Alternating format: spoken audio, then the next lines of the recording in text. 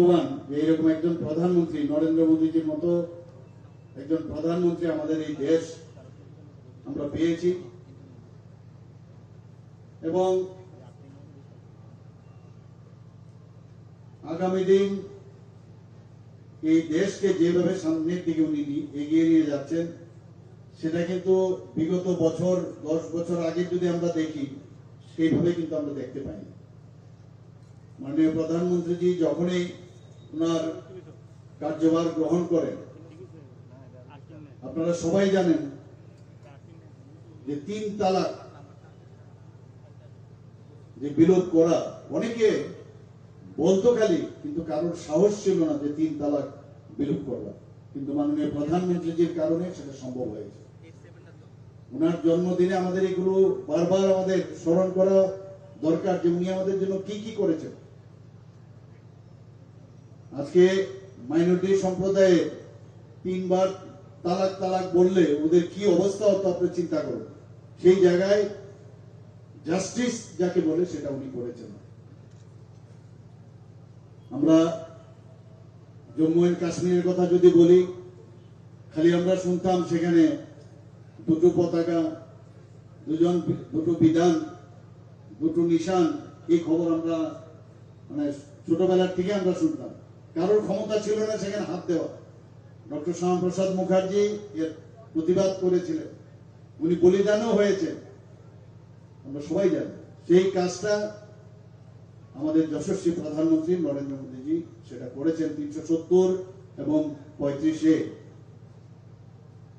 এই যে ধারা 2টো বিলোপ করেছে। অনেকে অনেক কথা বলেছে যে দেশে নাকি খন্ড খন্ড বিখণ্ড হয়ে যাবে, কিন্তু কিছুই হলো না। আজকে জম্মু এন্ড কাশ্মীরে ইলেকশন হচ্ছে, আপনারা সবাই দেখেছেন। স্বাধীনতা বলতে কিছুই ছিল না। সেখানে যে পার্টি ছিল সব ফ্যামিলি পার্টি, এবং সেই পার্টিগুলো কি করতো, ওরা সেখানে টেররিস্টদের সাথে ওদের সম্পর্ক ছিল। আজকে এখানে শান্তি বহাল একমাত্র মাননীয় প্রধানমন্ত্রীজির কারণে সেটা সম্ভব হয়েছে। এগুলো আমাদের মনে রাখা দরকার। নর্থ ইস্টের কথা যদি বলি, আমরা কি অবস্থা ছিল নর্থ ইস্টে, প্রায় 11টার উপরে আমাদের এখন পর্যন্ত নর্থ ইস্টকে যাতে সেখানে উগ্রবাদীর যে অবস্থা ছিল তার থেকে মুক্তি দেওয়ার জন্য অ্যাকর্ড হয়েছে 11টার মধ্যে।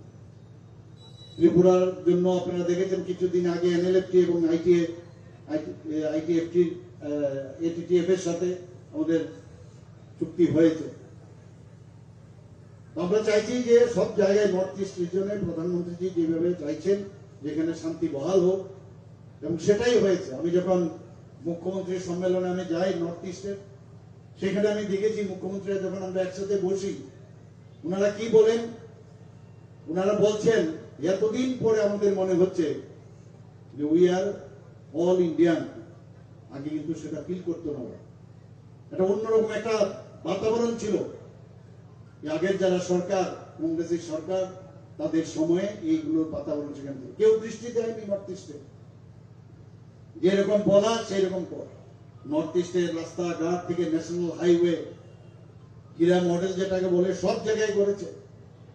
ন্যাশনাল হাইওয়ে, ইন্টারনেট, রেলওয়ে এবং ওয়াটারওয়ে, সব দিকে আজকে প্রধানমন্ত্রীর জন্য সেটা সম্ভব হয়েছে।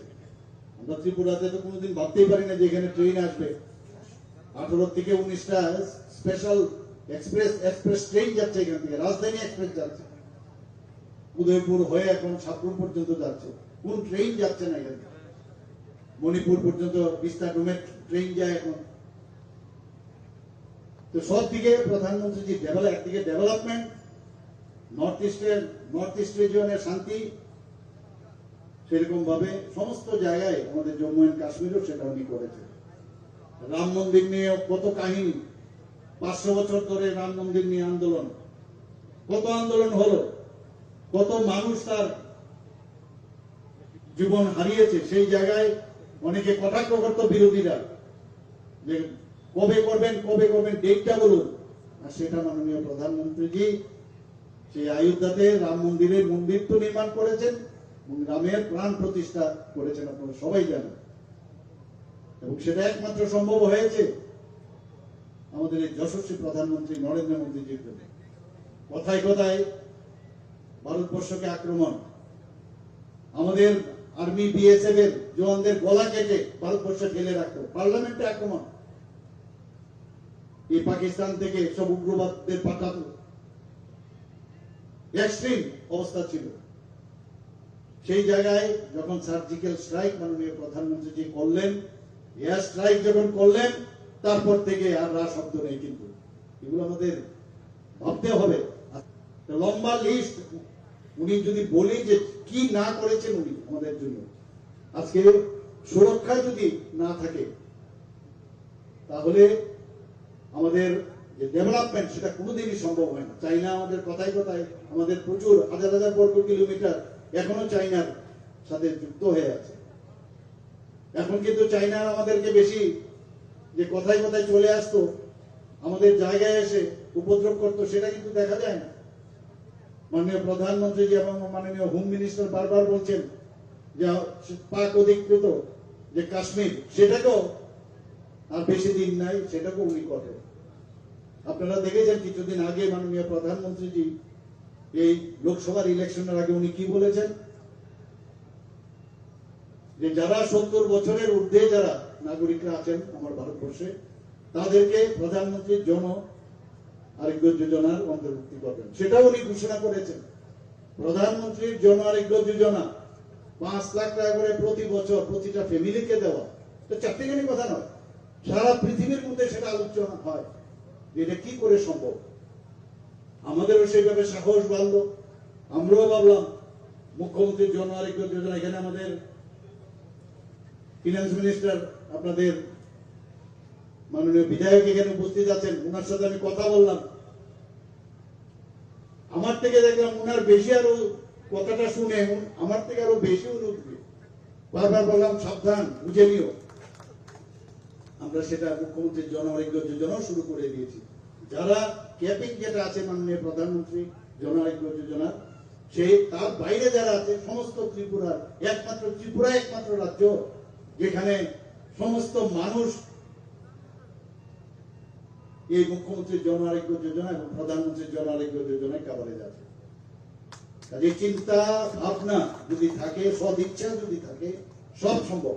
আমরা সুযোগ পেয়েছি, মাননীয় প্রধানমন্ত্রীজি যে মার্গদর্শন আমাদের দেখিয়েছেন, মানুষের জন্য আমরা কাজ করা, সেবাই আমাদের ধর্ম, সেটা হচ্ছে বড় জিনিস।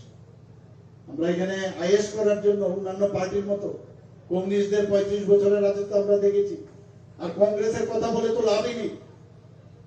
এখন হতে হতে তিনজনের মতো একসাথে থাকে না, একজন তো এমন অঙ্গভঙ্গি করে আর বসে বসে 50 খানে ফোন করে, ফোনে হচ্ছে তার আসল তার রাজনীতি।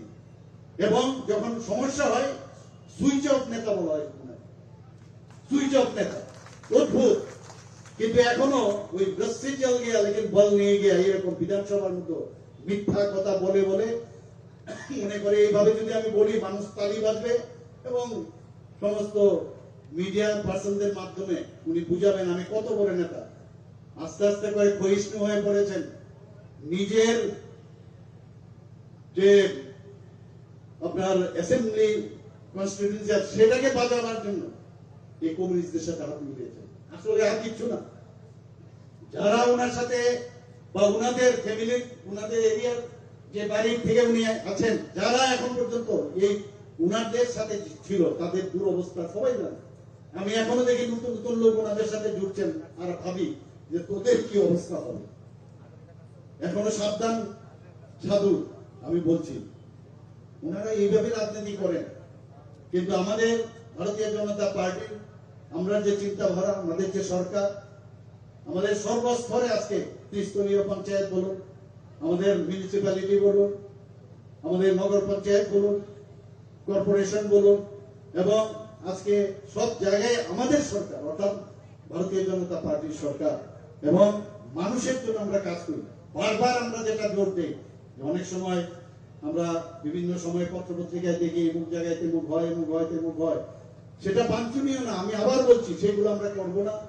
যারা এর সাথে যুক্ত তাদেরকে আমি বলবো এখনো সময় আছে, কারণ মানুষ, আমরা যদি ভাবি যে মানুষ আমাদের দিকে দেখছে না, তাহলে ভুল হবে। মানুষ সবসময় আমাদের দিকে তাকায় এবং সময় লাগবে, কারণ 35 বছরে এবং আগে যে সরকার, তাদের যে কালচার ইনবিল্ট হয়ে ঢুকে আছে মানুষের মধ্যে, কোথায় কোথায় উগ্রতা, অসহিষ্ণু, এইগুলো আস্তে আস্তে করে সময় নেবে। আমি বলছি আমাদের নেক্সট জেনারেশন দেখবে ত্রিপুরাতে একটা শান্তি প্রতিষ্ঠিত এখানে হবে, আমি নিশ্চিত।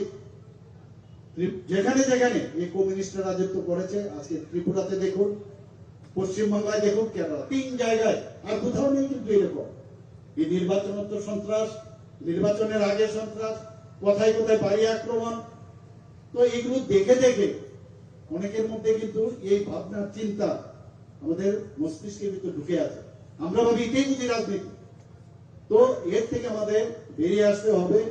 প্রধানমন্ত্রী নরেন্দ্র মোদীজির যে স্বচ্ছতা অভিযান, শুধু আমি ঝাড়পোছ করলাম, রাস্তাঘাট পরিষ্কার করলাম, অফিস পরিষ্কার করলাম, সেটা না, মনের থেকেও যে অস্বচ্ছতার যে আমাদের ভিতরে ঢুকে আছে, সেগুলো ব্রেনের ভিতর যেগুলো ঢুকে আছে, তার থেকেও আমাদের এই স্বচ্ছতা অভিযান প্রয়োজন। রাজনীতি হোক, কাজকর্মে হোক, সব জায়গায় এই স্বচ্ছতা অভিযান দরকার। G20 প্রেসিডেন্সিতে আমরা দেখেছি, আমি নিজেও সেখানে গিয়েছিলাম, কিভাবে ভারতকে এমন এক জায়গায় এখন প্রতিষ্ঠিত করেছেন প্রধানমন্ত্রীজি।